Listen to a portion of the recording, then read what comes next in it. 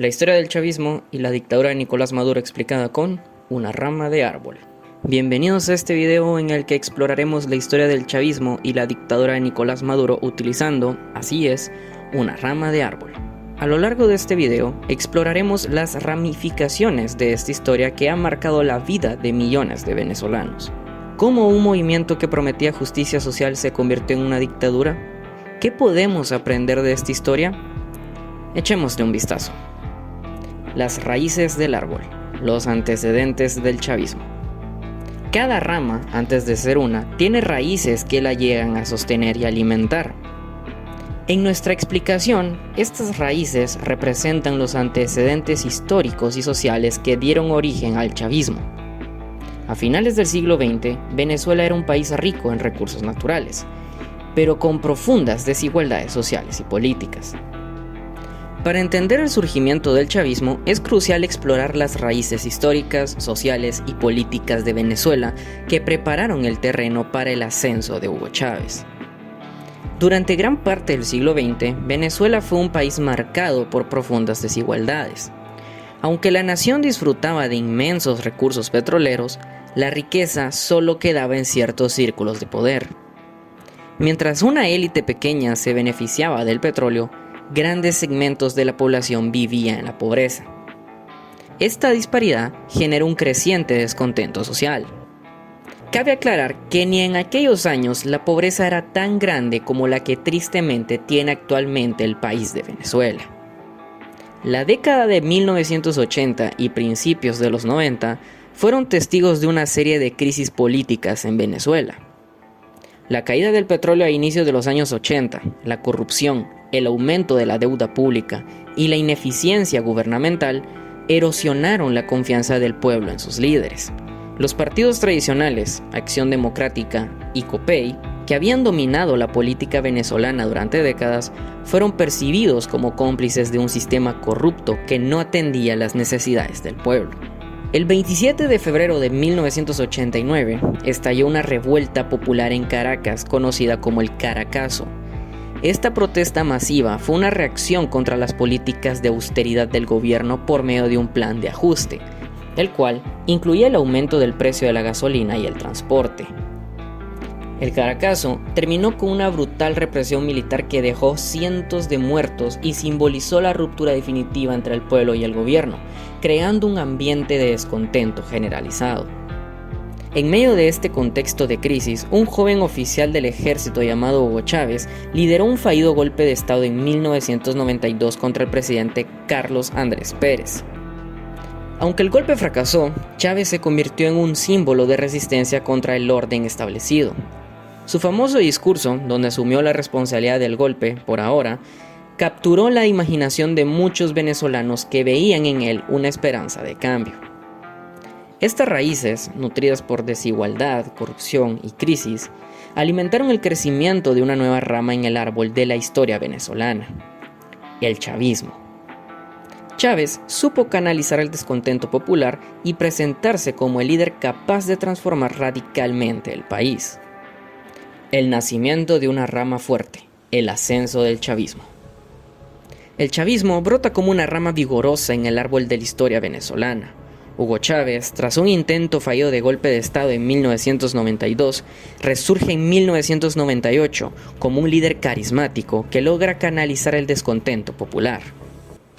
El ascenso del chavismo en Venezuela puede compararse con el brote de una rama fuerte en un árbol, que surge con vigor en un contexto de descontento social y político. El origen del villano, Hugo Chávez. Hugo Chávez era un líder carismático, capaz de conectar emocionalmente con las masas, ya que era un hombre joven de tan solo 37 años, y se le miraba muy elocuente y carismático. Tras su fallido golpe de estado en 1992, Chávez fue encarcelado y compadeció en televisión abierta pidiendo a los insurgentes que se rindieran y entregaran las armas. Pero utilizó este momento para posicionarse como un mártir del pueblo. Durante su tiempo en prisión, se fortaleció su imagen como un líder que luchaba contra la corrupción y la injusticia. Cosas como su libro, el cual escribió estando en prisión, llamado Cómo salir del laberinto, fue uno de estos medios que usó para ganar popularidad. Cabe mencionar que Carlos Andrés Pérez, tiempo después, terminaría siendo destituido por el Congreso debido a varias y fuertes acusaciones de corrupción. En 1993, Rafael Caldera, un demócrata cristiano, terminaría ganando las elecciones con mínima diferencia, y en unas elecciones con una participación muy baja. En este punto, Hugo Chávez pidió su abstención, ya que su enmienda era hacia el pacto de punto fijo, no al presidente Carlos Andrés Pérez. El pacto de punto fijo era un acuerdo entre los dos partidos de Acción Democrática de los Socialdemócratas y COPEI, el Partido de los Cristianos Demócratas, cuando la dictadura de Marcos Pérez Jiménez finalizó. No debemos olvidar que todos los males que afectaban a Venezuela en aquel entonces era culpa y responsabilidad de estos dos partidos que habían compartido el poder alternándoselo periodo tras periodo. En un intento de resolver esto, en Venezuela se realizó una Asamblea General Constituyente, en donde Chávez no podría participar ya que estaba en prisión, así que buscaría apoyo para encontrar una manera de conseguir su libertad. A finales de 1994, Hugo Chávez conseguiría su libertad y de las primeras cosas que hizo fue viajar a Cuba, donde fue bien recibido y hasta con honores por parte de otro monstruo, llamado Fidel Castro. Y a ver, ¿por qué debemos mencionar a Cuba en el lore de Venezuela? Pues, para entender bien todo, tenemos que tener todo el contexto. Cuba atravesaba uno de los momentos más difíciles debido a que, cuando Fidel Castro dio golpe de estado en Cuba, este buscó aliados y terminaría siendo un simp de la Unión Soviética, la cual, gracias a la misericordia de Dios, ya estaba extinta desde 1991. Entonces Cuba ya no tenía a su sugar mommy que le diera esos subsidios que tanto le gustaban para sostener la mentira del castrismo. Que si algo bueno podemos rescatar de esto es que el nombre sí les hace honor, porque vaya que eran castrosos. Entonces ahí estaba Cuba atravesando, como ya se estaba empezando a hacer costumbre, por una crisis. Y Fidel Castro, cuando vio a un revolucionario venir de Venezuela, se le hizo agua a la boca porque empezó a pensar en el dinero que le podría dar el país con más petróleo del planeta. Venezuela era el candidato perfecto para financiar la revolución y a toda la izquierda en general en toda América Latina. Tanta era la obsesión de Castro que intentó durante años en Venezuela. En 1967 intentó una incursión guerrillera, pero no lo logró, ya que la propia población local los denunció y los guerrilleros fueron capturados y ejecutados. XD. Y es que, cabe aclarar, que la sociedad venezolana, a pesar de sus constantes descontentos con los gobiernos que se compartían el poder, no compartían la idea de una revolución, sino que solo querían mejorar su calidad de vida por medio de la prosperidad que podía darles el petróleo. La campaña presidencial de 1998. En 1998, Chávez se presentó como candidato presidencial con el partido Movimiento Quinta República y con un mensaje claro: la transformación de Venezuela a través del socialismo del siglo XXI. Su campaña se basó en la promesa de devolver el poder al pueblo y luchar contra las élites que habían controlado el país durante décadas. Esta promesa resonó fuertemente entre los votantes, especialmente aquellos más afectados por la pobreza y la desigualdad. Incluso su campaña fue muy personal y cercana a los votantes, ya que consistía en ir por todas las carreteras del país visitando lugares y hablando su plan de gobierno con la población. Un año antes de las elecciones presidenciales, su partido ganaría muchos espacios en las elecciones legislativas con un 22% de votos y 35 diputados. La victoria electoral, el principio del mal. Chávez ganó las elecciones presidenciales en 1998 con una abrumadora mayoría de un 56%. Esta victoria no solo representaba el ascenso de un nuevo líder, sino también el comienzo de una nueva era en la política venezolana. Chávez prometió reescribir la Constitución, lo que llevó a la creación de la Constitución de 1999, que amplió los poderes del presidente y consolidó su control sobre el país. Esto lo hizo por medio de 2 referéndums. El primero, en abril, donde le preguntó a la gente si querían una Asamblea Nacional Constituyente, en la cual ganó el sí con un 80% y un 63% se abstuvo. El segundo fue en diciembre y era para votar si aprobar o no la nueva Constitución que se había redactado, en la cual volvió a ganar el sí con un 71%, pero el 56% se abstuvo. El socialismo del siglo XXI. Chávez bautizó a este socialismo de esta manera, ya que, a diferencia del anterior, este sí seguiría celebrando elecciones y se permitía la existencia de la oposición, siempre y cuando ésta no tuviera ni la más mínima oportunidad de tomar algo de poder. Bajo el liderazgo de Chávez, a pesar de tener una gran parte del Congreso, la oposición aún era fuerte, y eso a Chávez no le gustaba nada. Entonces empezó con sus primeros abusos por medio de las leyes habilitantes, las cuales eran un tipo de ley creadas por la Constitución bolivariana que le daba una serie de poderes extraordinarios al presidente por periodos determinados. Es más, él gobernó así desde 1999 hasta 2012. En 2001 iniciaría lo que ya se conocía como la Revolución Bolivariana, y como todo buen showman que era, buscó llamar la atención cada vez más y más en los medios para darse a notar en el plano internacional con su mensaje antiimperialista, y cada vez que podía tirarle hate a Estados Unidos, pues lo hacía. El chavismo se consolidó como una ideología política que combinaba elementos del socialismo, el populismo y el nacionalismo. Chávez nacionalizó industrias clave, como el controlar la petrolera PDVSA. Si bien PDVSA era estatal, funcionaba y se gestionaba como una empresa privada. Cabe destacar que gracias a esto había multiplicado la producción y refinamiento del petróleo. Chávez sabía que necesitaba ese petróleo, ya que sobre el dinero que él generaba, edificaría no una revolución, sino que su propio imperio, usando excusas como que al utilizar las riquezas del petróleo iba a financiar programas sociales destinados a mejorar las condiciones de vida de los pobres. Esta rama fuerte creció rápidamente, ganando adeptos no solo en Venezuela, sino que también en otras partes de América Latina. La concentración del poder. En abril del 2002 despidió en público y en televisión abierta, por medio de su programa Aló Presidente, a todos los directivos de la empresa petrolera de PDVSA para poner, en su lugar, ahora a políticos amigos y cercanos a él. Nepotismo para los cuates. Esto no le gustó nada a la gente y salieron a las calles a protestar. Manifestaciones tan masivas que llegaron hasta el Palacio de Miraflores, donde tristemente se dieron enfrentamientos entre manifestantes, opositores de Chávez y simpatizantes de este. Estos enfrentamientos provocaron la muerte de 20 personas. Esto colmó la paciencia de varios sectores, entre estos un grupo de militares que le dijo, Nel viejo, renuncia, lo cual terminaría siendo esa misma noche.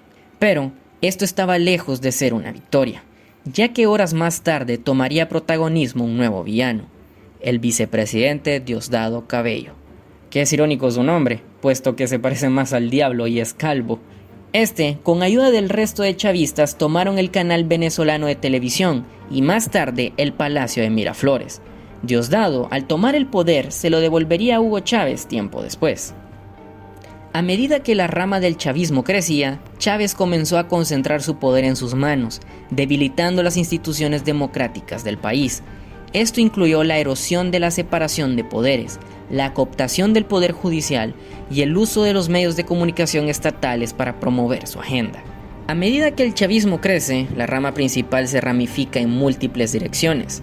Se inician programas sociales, se nacionalizan industrias clave y el petróleo se convierte en el principal recurso para financiar la expansión del Estado. El apogeo del chavismo puede compararse con la expansión de una rama que, habiendo crecido fuerte, empieza a extender sus ramificaciones en diversas direcciones. Durante esta etapa, el chavismo no solo consolidó su poder en Venezuela, sino que también dejó una marca significativa en la región y en el ámbito internacional. Si algo benefició a Chávez y le cayó de perlas, es que en serio esto sí es tener suerte, fue que el precio del petróleo en el mercado internacional cada vez era más y más caro, y eso le permitía tener una gran fuente de dinero para sus planes. Si bien al principio esto sería la base en la cual fundar su imperio, sería esto también lo que lo haría caer. Ups, spoiler. En esta fase, Chávez aprovechó su popularidad para afianzar su control sobre el Estado venezolano, a través de reformas constitucionales y la centralización del poder. Chávez redujo la influencia de las instituciones democráticas, debilitando la separación de poderes. Esta consolidación permitió que el chavismo se mantuviera en el poder sin una oposición significativa, lo que facilitó la implementación de su agenda política. El chavismo se caracterizó por un fuerte enfoque en programas sociales, conocidos como misiones, que buscaban mejorar la calidad de vida de los sectores más desfavorecidos de la sociedad. Estos programas, financiados por la renta petrolera, incluían iniciativas en salud, educación, vivienda y alimentación. Aunque estos programas ayudaron a reducir la pobreza y la desigualdad en un principio, también crearon una dependencia económica significativa del Estado y del petróleo, lo que haría al país vulnerable en el futuro. Sin mencionar que estas misiones consistían en traer profesionales de Cuba, que tristemente en lugar de recibir ellos los dólares, se iba directamente al gobierno castrista de Cuba.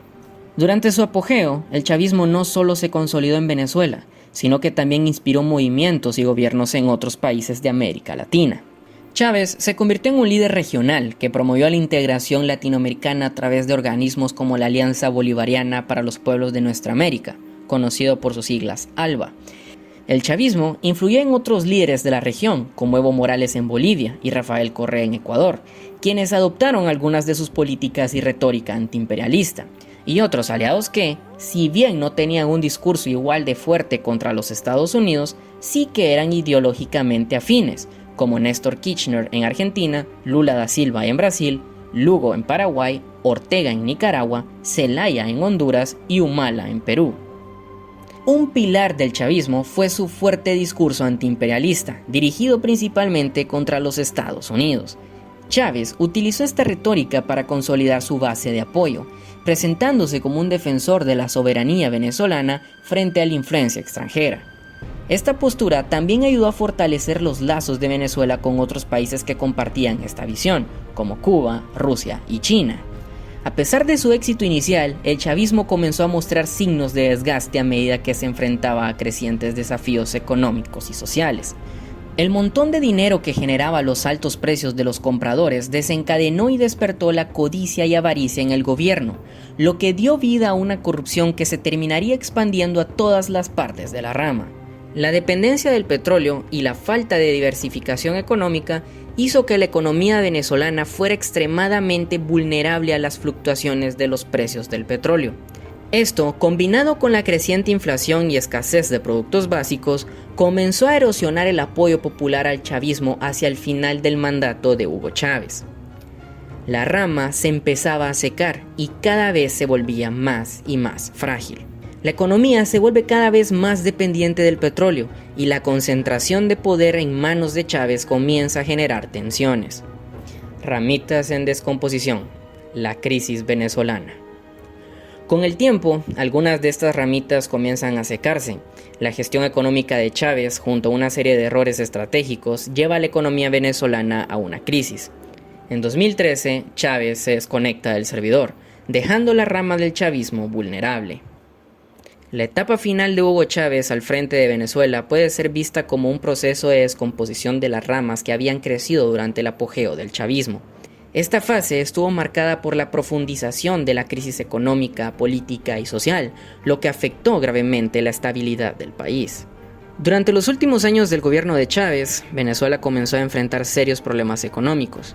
La dependencia excesiva del petróleo, junto con la falta de diversificación económica y la mala gestión, provocaron un declive significativo, la inflación se disparó y la escasez de productos básicos se convirtió en un problema común, erosionando el apoyo popular al régimen. Financiar costosas expropiaciones y financiar costosos proyectos de industrialización con gobiernos como Irán, donde Irán mandaba las piezas de automóviles y tractores y en Venezuela se ensamblaban, o con China, donde quiso sacar una línea completa de celulares bolivarianos donde, si bien eran fabricados allá en China, eran empaquetados en Venezuela. Celulares que, oh sorpresa, terminarían siendo un rotundo fracaso en el mercado. Este gasto excesivo y poco estratégico hizo que el gasto fuera muy grande y ni siquiera el petróleo era suficiente para costear dichos gastos.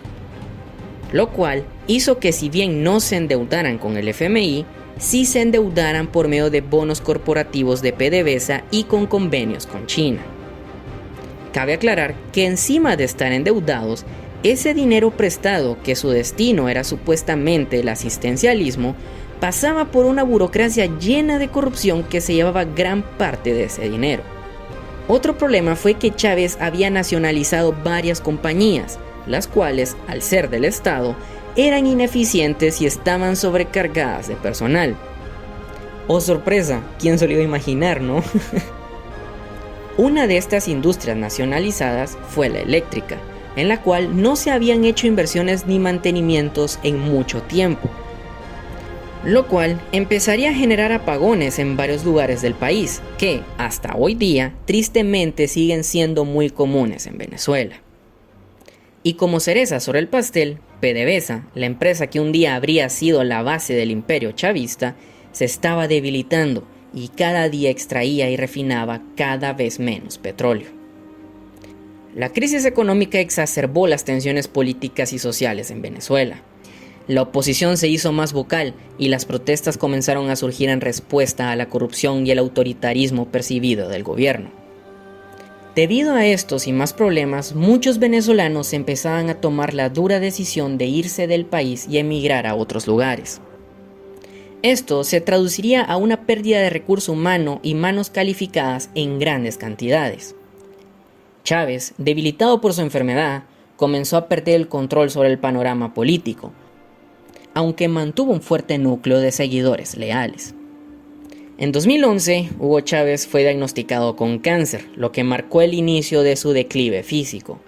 A pesar de someterse a varios tratamientos y rituales ocultistas, porque sí, tenía ciertas inclinaciones esotéricas, Chávez nunca se recuperó completamente. En marzo de 2013, Chávez, gracias a Dios, falleció, dejando un vacío de liderazgo en el país y un legado controversial. Su desvivición fue un golpe devastador para el chavismo, ya que Chávez era la figura central y carismática que había sostenido el movimiento durante años. La desvivisión de Chávez dejó a Venezuela en un estado de profunda crisis. Su sucesor, Nicolás Maduro, enfrentó la tarea casi imposible de mantener unido un movimiento basado en la personalidad y el liderazgo de Chávez. La crisis económica continuó profundizándose y las divisiones políticas se hicieron aún más pronunciadas.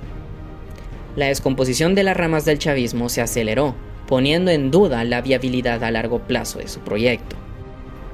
Aquí creo que vale la pena mencionar algo muy importante.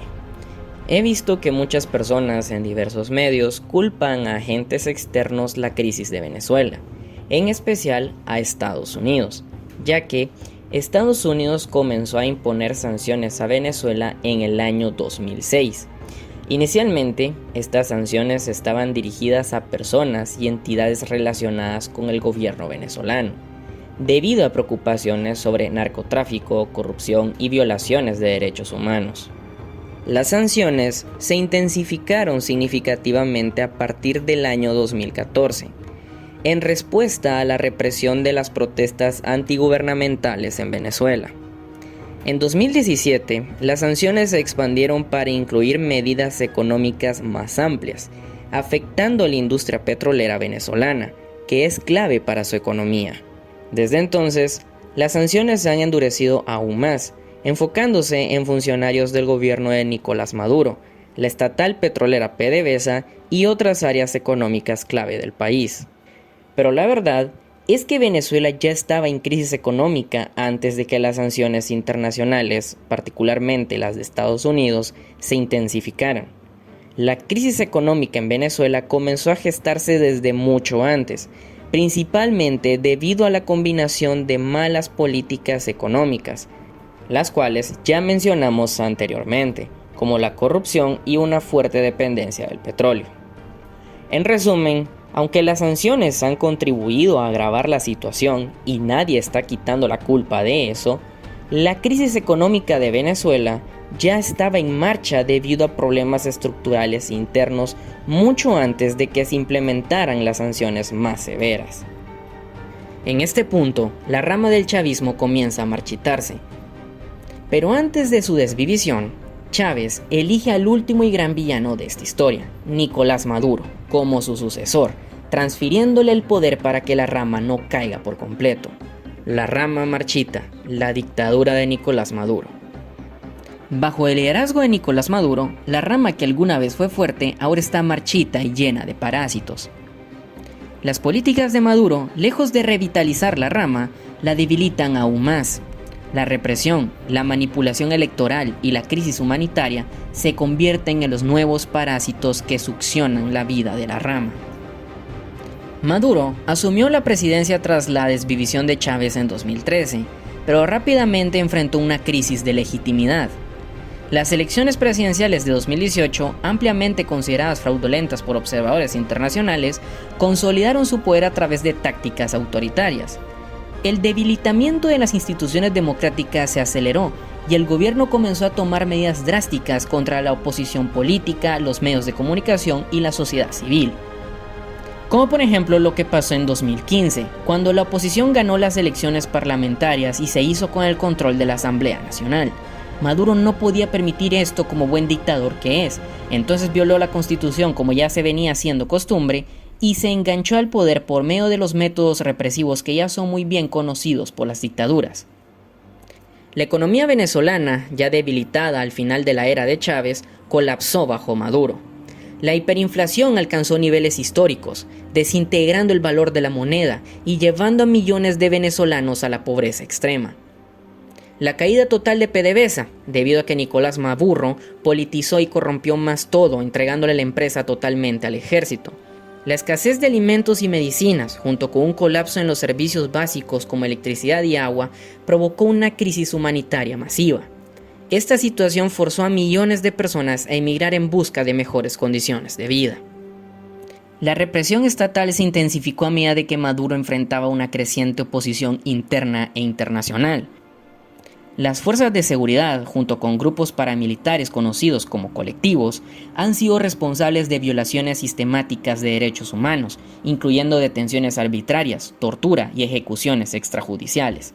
La Organización de las Naciones Unidas ha documentado múltiples casos de violaciones graves que han sido denunciados globalmente. Bajo Maduro, Venezuela ha quedado aislada en la escena internacional. La mayoría de los países de Occidente, incluyendo Estados Unidos y la Unión Europea, no reconocen su gobierno como legítimo, lo que ha llevado a sanciones económicas y políticas que han exacerbado la crisis interna. Sin embargo, Maduro ha mantenido el apoyo de aliados clave como Rusia, China e Irán, quienes han brindado asistencia económica y militar. A pesar de las dificultades extremas y la presión internacional, Maduro ha logrado mantenerse en el poder, en parte debido a la lealtad de las Fuerzas Armadas y la fragmentación de la oposición política. Su régimen se ha caracterizado por una resiliencia notable frente a los intentos de derrocamiento, incluyendo levantamientos militares y golpes de Estado fallidos. Uno de los crímenes que hace o permite que exista el dictador Nicolás Maduro es el Cártel de los Soles, el cual es responsable de los crímenes más aberrantes que se han cometido durante el gobierno de este dictador. El Cártel de los Soles es una supuesta red de tráfico de drogas que, según diversas investigaciones y denuncias, involucra a altos mandos militares venezolanos, incluyendo a figuras clave del gobierno de Venezuela y, en particular, del entorno del propio Nicolás Maduro. Así que es altamente probable que no solo permita la existencia de este cartel, sino que hasta puede que sea participante y forme parte del mismo. Este cartel ha sido vinculado con el tráfico de drogas a gran escala, utilizando Venezuela como un importante punto de tránsito para la coca, y ya saben a qué coca me refiero, no a la Coca-Cola precisamente, que se produce en países vecinos como Colombia. Pero, ¿cómo podemos comprobar que se relaciona este cartel con Nicolás Maduro y su gobierno? Pues como punto número 1 tenemos el origen del nombre, Cártel de los Soles. ¿Por qué se llama Cártel de los Soles? El nombre Cártel de los Soles proviene de las insignias de soles que los oficiales de alto rango de la Guardia Nacional Bolivariana, conocida por sus siglas GNB, de Venezuela, llevan en sus uniformes. Estas insignias identifican a los generales dentro de las Fuerzas Armadas. La teoría sugiere que este cartel no es una organización centralizada como otros cárteles de drogas, sino una red de los altos oficiales militares que participan en el narcotráfico. Otro indicio es el involucramiento de altos mandos militares. Diversas investigaciones y testimonios han vinculado a varios oficiales de la GNB y otros componentes militares venezolanos con operaciones de tráfico de drogas. Estos oficiales supuestamente utilizan su poder y control sobre las fronteras, puertos y aeropuertos para facilitar el paso de drogas a nivel internacional. La red estaría involucrada en el transporte de la coca a través de Venezuela hacia Estados Unidos, Europa y otros destinos. ¿Cómo se relaciona esto con el gobierno de Nicolás Maduro? Se ha acusado al gobierno de Nicolás Maduro de estar implicado o al menos de tolerar las actividades del Cártel de los Soles. Según algunas investigaciones, altos funcionarios del gobierno, incluyendo ministros y personas cercanas a Maduro, podrían estar involucrados o proteger a los militares que forman parte de esta red.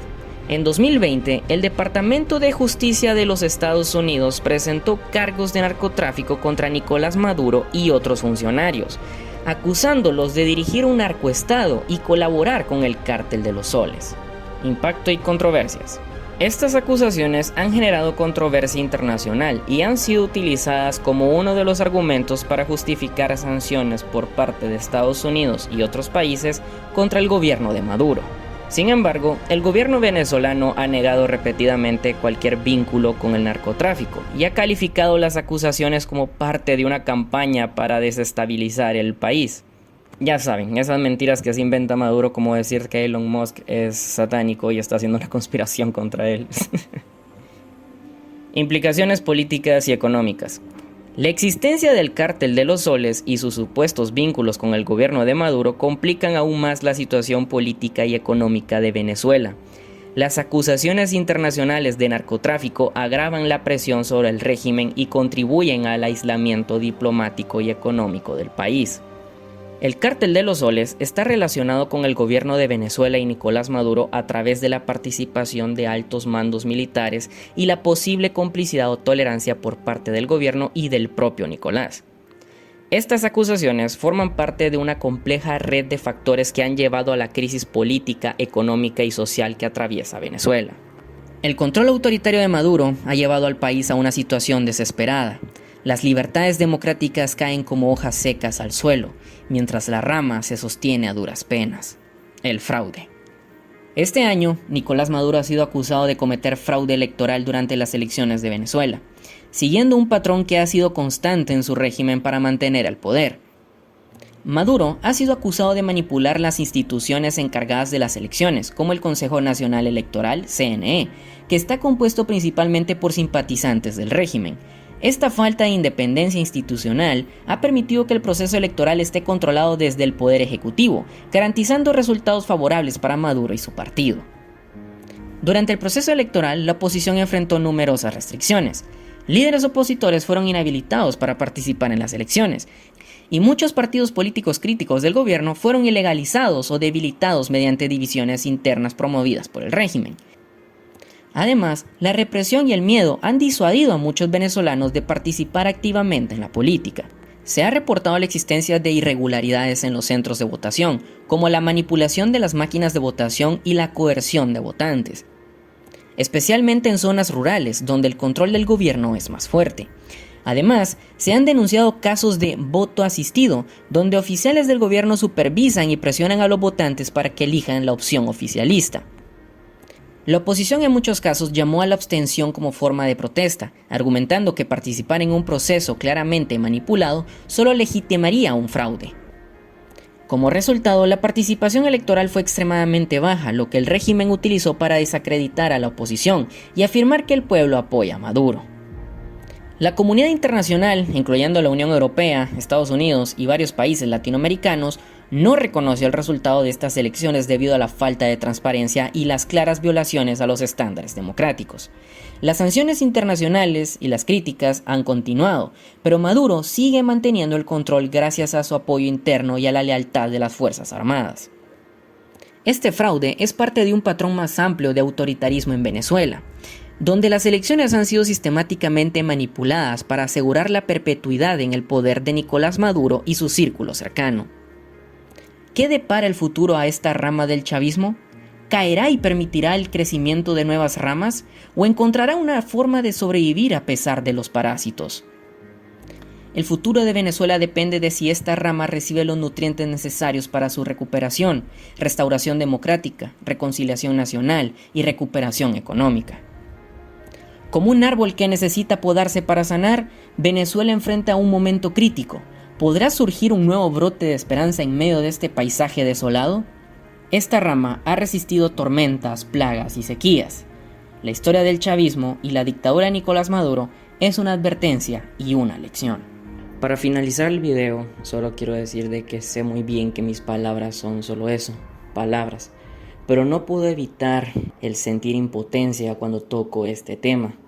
Siento esa impotencia de querer ayudar, pero en realidad no puedo hacer nada, que no tengo ningún medio o ningún método de cómo poder ayudar a los venezolanos, ya que yo mismo he vivido esto en carne propia y lo he visto con mis propios ojos, el cómo muchos inmigrantes venezolanos pasan por mi país buscando un futuro mejor allá en el norte, allá en Estados Unidos. Si bien no puedo ayudarles, no me queda más que desearles la mejor de las suertes, mucha fuerza, y que realmente espero que un día todos los inmigrantes venezolanos que están allá afuera repartidos por el mundo puedan volver a casa y reconstruir su hogar. La historia nunca los olvidará y cómo fueron unos grandes guerreros que lucharon hasta el final por un futuro mejor. Y sean conscientes de esto, ustedes no solo son un ejemplo para América Latina, son un ejemplo a seguir para todo el mundo.